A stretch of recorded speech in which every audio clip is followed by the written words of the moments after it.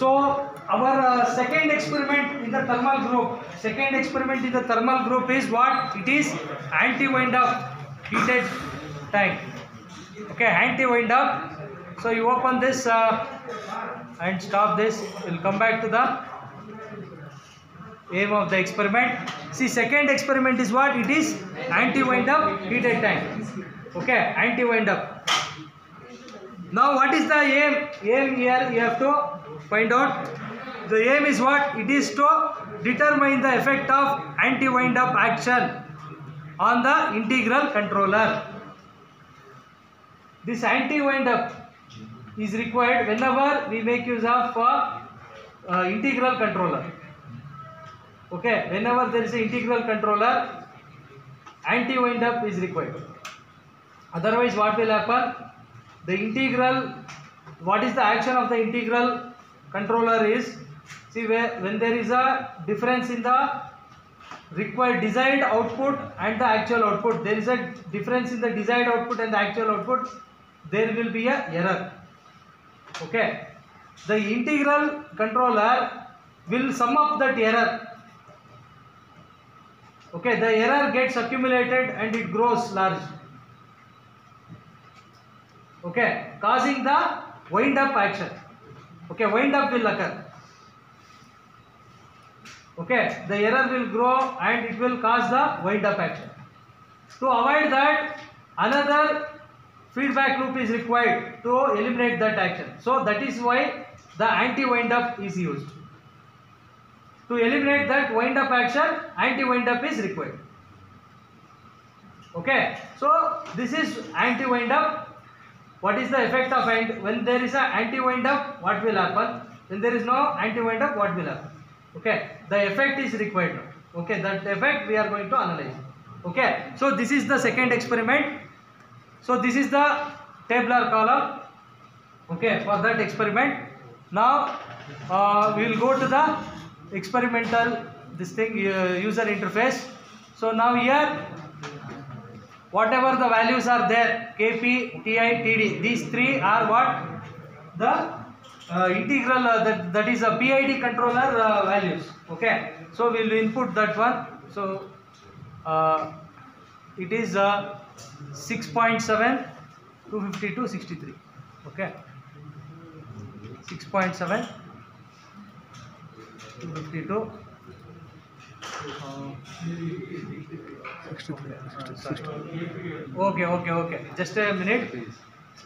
Don't worry. 6.7, 252, 63. Just a minute.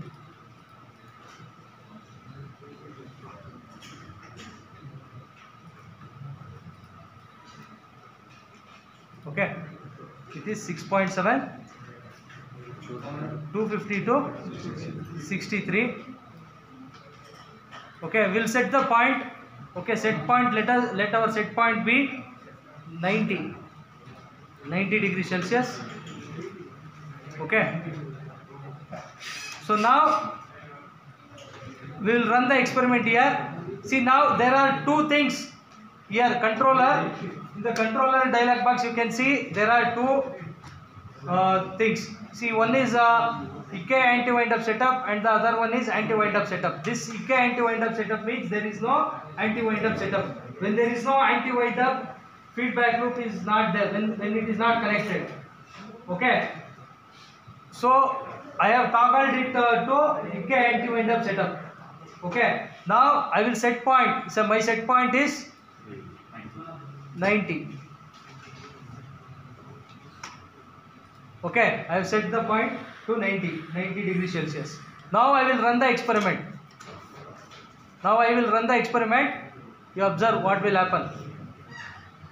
It has to go to the 90 degrees Celsius. Okay, it has to go to 90 degrees Celsius. See, you observe here also what is happening. What is happening to the integral term? Wind up action. You can observe that. Okay, integral is accumulating the errors. Okay, and finally it will go to the required set point. Just observe that.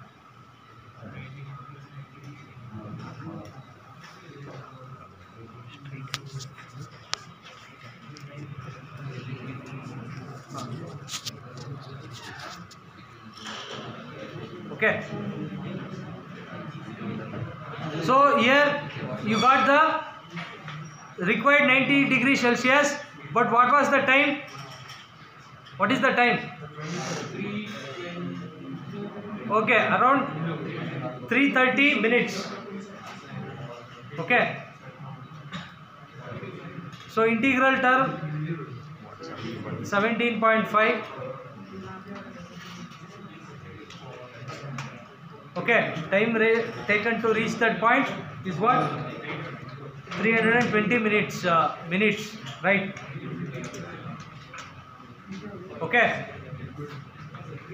So now for the same set of data, we will conduct by toggling it to anti-wind up. Okay. So now I will run the experiment. You see the difference.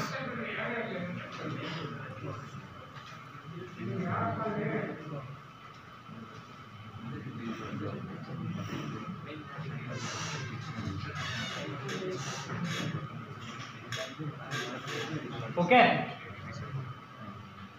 So now, did you observe the difference? Okay. So now by using the anti-wind up setup, our desired set point was achieved faster. Okay. So without any wind up action. Okay. So it was reached in the fastest time. Okay. So what is the time? So around 35 minutes, right? Okay. So this term will be same. Okay. Okay. So this is the anti-wind up setup. Okay. So you have to write the result. It reached faster.